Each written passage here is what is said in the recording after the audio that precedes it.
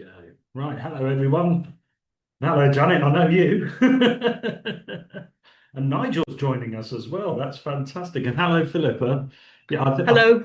we can all unmute because there's only a few of us, I think. So if you feel free to do that, that'll be great.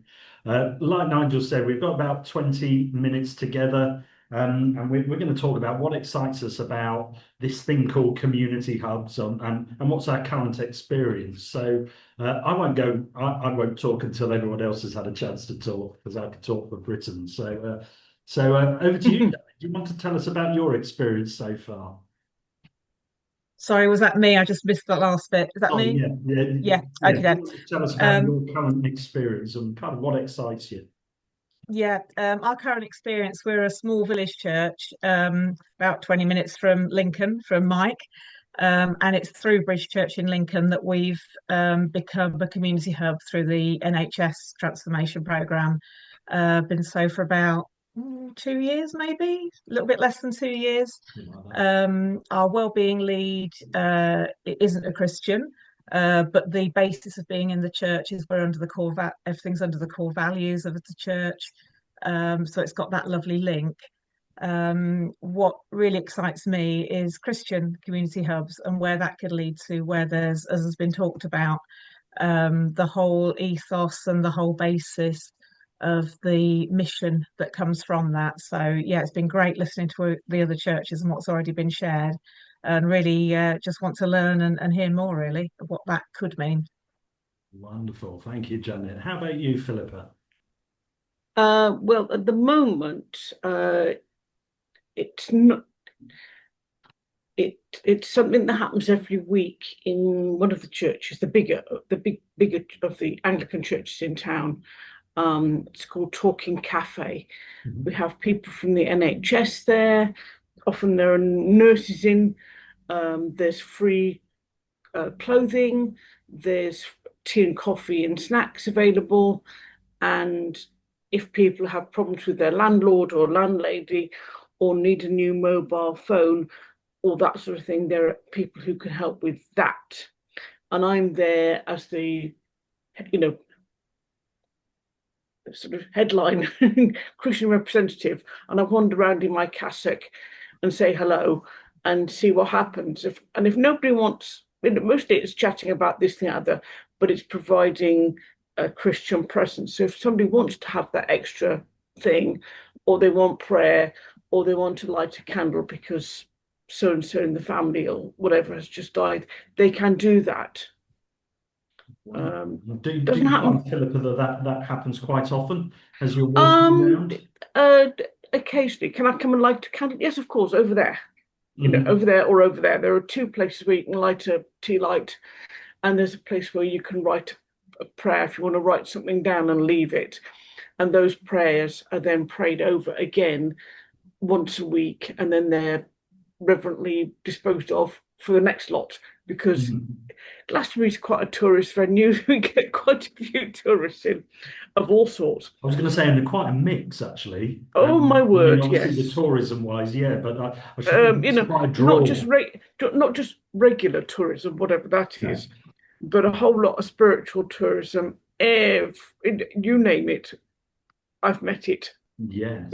In some, haven't met any Orthodox Jews, because it's a bit far from the nearest synagogue. Haven't met any. Don't have a. We kind of have a place of worship for Muslims. We've got mainstream Muslims who have their own thing, and then we've got Sufi as well who have their own space. Hmm. Hmm. They have but we've got, you name the faith. I think we've got everything apart from Jains and Yeah, Orthodox Jews. yeah, Everything else I've met yeah. sooner or later.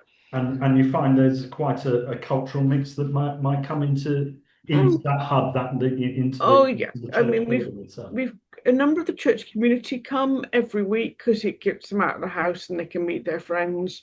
We have a regular clientele, if I can call them that, who come in every week and just sit and have a cup of tea or whatever and meet their friends. And then we have visitors, more in the summer than in the winter.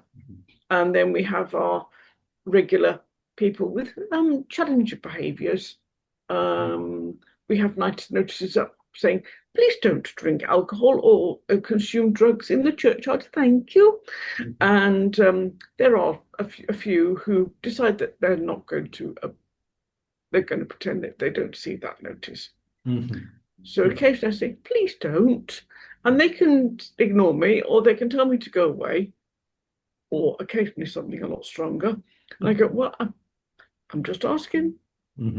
Because I know that if the police catch them, the police will go, we're going to take that off you, and would you like to come and talk with us? They don't do it very often, but they have done it for persistent challenging behaviour. In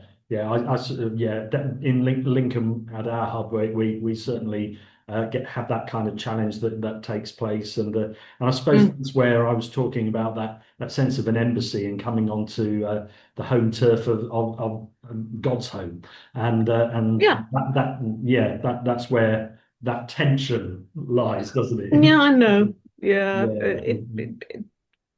the churchyard is right in the middle of the town, the main high street. It's very nice. It's very sunny. It's south facing. I can understand all the reasons why somebody might want to come and hang out there for a while, and eat their picnic or whatever. But this is stronger than picnics. Not very often, but a few. That's the only challenging thing.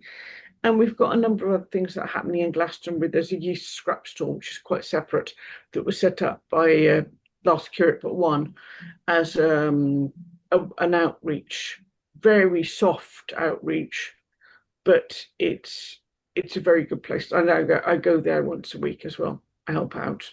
Okay. You talk.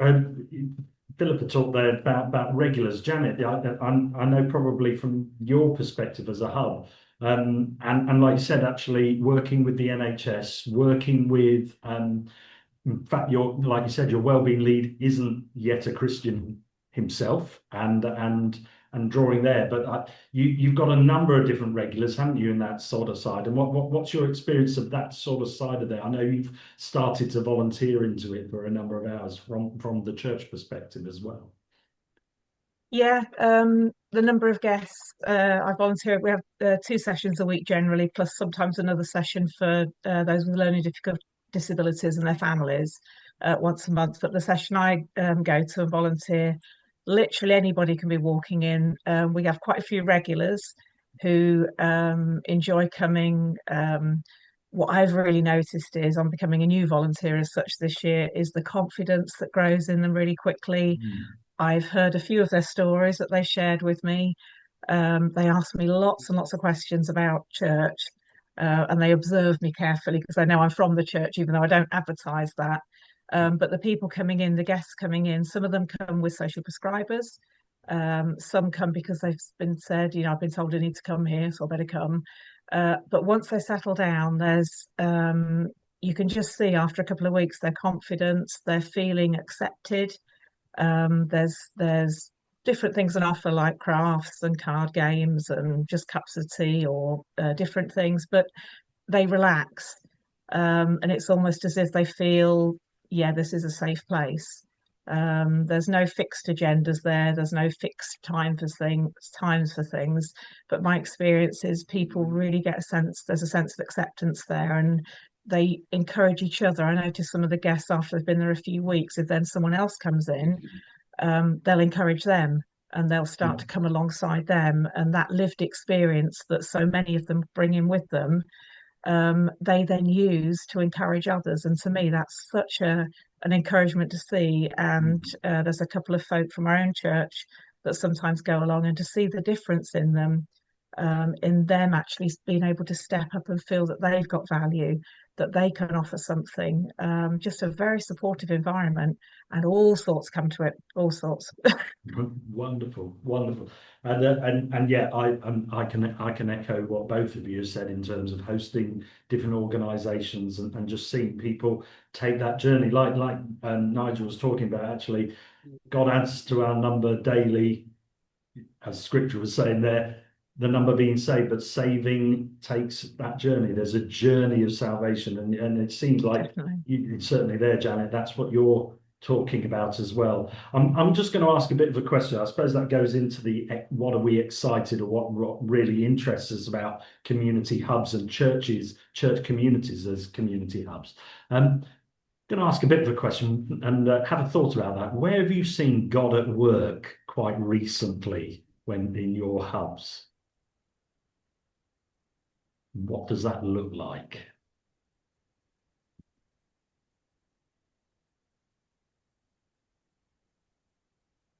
And I'll give you a starter for 10 from mine, because I haven't talked about my hub. So I'll give you a moment to think on that. I think for us, we've been open for four or 5 years at Bridge Central as a wellbeing hub, but we've had community hubs in Lincoln for a number of years as a church too. And I think for me, God is at work in those conversations, in the moments when we're hearing someone listen.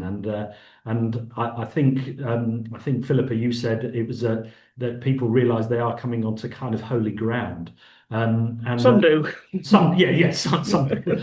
That's a good caveat. Well said. Well put. That some don't, and some don't see it, which is an interesting phenomenon for me. But I've had conversations even recently, and certainly through the years as well, where people come in and they've said, "There's something different about here, and I don't know what that is." And they've, like you said, Janet, they watch you because they know you're a Christian, and that actually, for some people, that can be really overpowering and overwhelming, and at times it probably is for all of us. But that scrutiny can be a challenge. But actually, I see that as a great opportunity, and I hear God speaking through other people. My favourite story was a guest who actually told me to slow down. Which I think was beautiful. He happened to be a druid as well, if we're talking mixture of people coming in, Philippa. And it was an interesting one. So he told me I should slow down. He said, "This is a wellbeing hub, but all I can see is you rushing about." And I personally stopped. I thanked him. I gave him that attention, that validation, and I certainly sensed and said, I really do actually sense God speaking through you to me there. And every time he sees me, because he does come in from time to time, he always reminds me of that, and I always say I'm going slower. And so I think that's part of a journey where we acknowledge, the God image in the other person. So I'm looking at the time constantly as well. We've got about 7 minutes left, so we've still got plenty of time. What about you, either you, Philippa or Janet? Where have you seen God at work? What's exciting in terms of these stories? Because they're the bits that make me feel really excited about this work. I think for me, there's lots just by listening. I've learned that by going in, just sitting and listening, personally, I've felt God has spoken to me about, as has already been spoken by some of the others, it's that listening and taking time with people. And in church, it's often, "Oh, how are you? What have you been doing?" You're often asking the questions. And I learned very quickly in the hub to just sit and to just come alongside people and not to offer them anything, not to, but to listen. And some of the stories they've told me, some of the personal things they've told me, and then I can then ask them again another time. And there's one lady at Christmas that gave me a little present, and she said, "Just because you listened, you didn't ask me anything, you just listened." And to me, that's Jesus' hands and feet at work. It's that time to listen. One particular thing is there's a particular lady, a wonderful lady who comes regularly to our hub, a guest, who comes with all sorts of things in her life still. And she suddenly started asking me about church. And she said, "So this building's a church then, is it? Because obviously ours doesn't look like a church, especially when it's set up for the hub sessions." And I was able to show her. She said, "Well, what sort of music?" She's ex-Catholic, or she calls herself ex-Catholic, a Portuguese lady. And she said, "What sort of music do you sing? Do you sing hymns?" So I played her some contemporary Christian videos that we use on a Sunday. And then I explained. She said, "Well, is it a boring old preacher?" And I said, "Oh, no, no." And I explained some of the things we talk about. But she was so, I didn't have to say anything. She asked me all the questions. And then the next week she picked it up again. And the people around her, including our hub lead and some other people, you could see them leaning in to listen. So Yeah, again, it's just us being there, I think, sometimes as that Christian, and in a Christian, we're definitely a church, yeah, and they know that. But I don't know, the listening's been a key thing for me to for people to know we're there for them, yeah. and that whatever that need might be, it might not be a need at all. It might just be someone to sit with and do craft with one week. But the questions, especially with that lady that had come from me, were great. Yeah. And I didn't need to say anything really to open it. She did it all. That power of simply being present is Yeah, most there, isn't it? definitely. How about you, Yeah. Philippa? Hmm.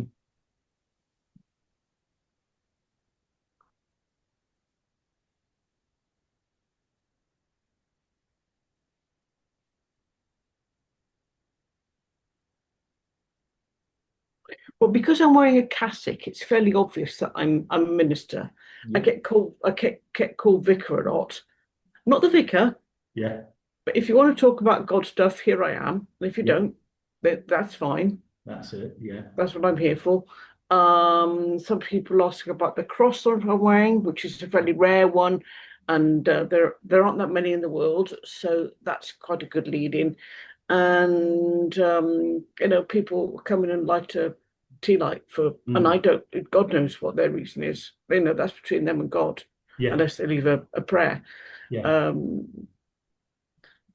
And there's and we got, something truly powerful in the symbol of that, isn't there? And oh, the absolutely. moment of that person doing that, Oh that yeah. actually Hmm. having that opportunity in the midst of everything else that's happening. I find that really Sure. powerful, actually. Yeah. You know, Uh, it, you've got NHS appointments or the council or this, that, and the other, and the lighting of candles. I think that mix, yeah. where it's all in that mix, it's Yeah, the whole when stuff of life, isn't it? and people can use the candle for all sorts of things. It could be a request, or it could be to give thanks because, Yeah, somebody close to them has just had a baby or got married, but he knows that I don't, yeah, absolutely. unless I get told. Yeah, And if somebody wants me to pray with them, well, of course I'll pray with them. yeah, yeah, But if they don't, I'm not going to push it because that's the wrong thing to do, yeah. I think. No, yeah, there's a lot that we can learn about that sense, isn't it? It's that sense of where does the power lie? Where is the line that is right to cross and not cross, and those sorts of things as well. And Yeah, and the opportunity and the choice yeah, is a really powerful thing. Well, yeah. we've got about 2 minutes left. Are there some things that you obviously this is being recorded that you are particularly excited about? Maybe this whole sense of a movement of Christian community hubs, and obviously we'll hear more about these potential local networks as well. Are there some thoughts there that either of you want to give into that? I think the vision of a hub within 15 minutes walking distance for everybody. I mean, we're in a small village, so I know the hub already has become something for local people who cannot get anywhere else. But Mm. that really excites me, the thought that every community could have that. I also like the what excites me is the encouragement of networking as well. I think even by Mhm. just hearing so far what's been happening and what is happening, it just encourages you. Yeah, And I think it's really important as well to have that united encouragement together. yeah. Yeah. But just to say, Janet, that's what I'm planning on doing. So I'll be in touch with you really soon. Actually, Excellent. I want to instigate Brilliant. it across our patch. So Great. what about you, Philippa? Just as we come to a close. Hmm.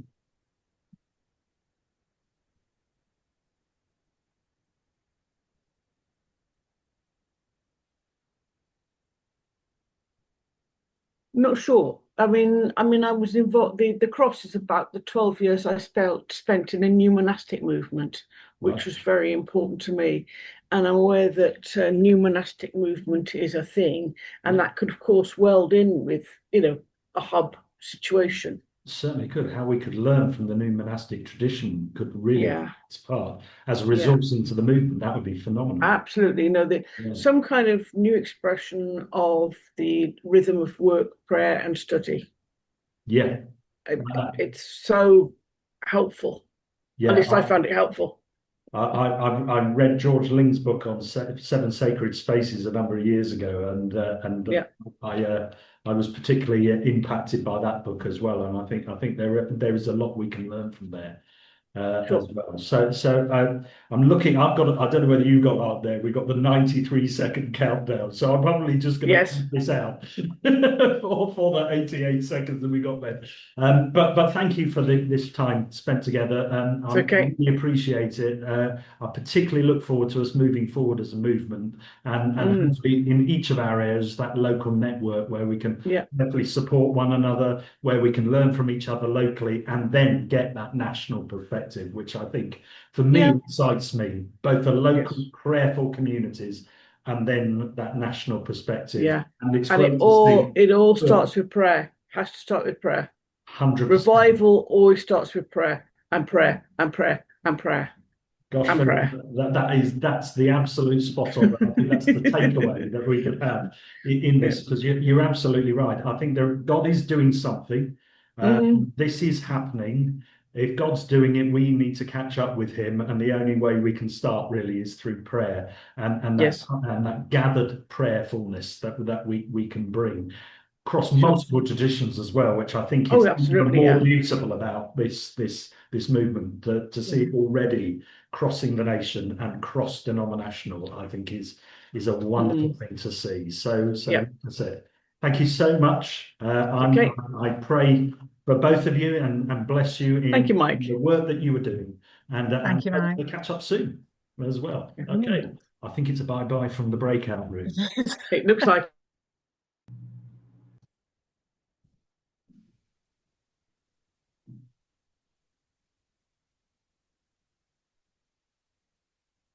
Have we got everybody back in, Tabitha, as far as you can tell? Mike Hart is very helpfully pointing out in the chat something I forgot to mention at the beginning. There will be a Q&A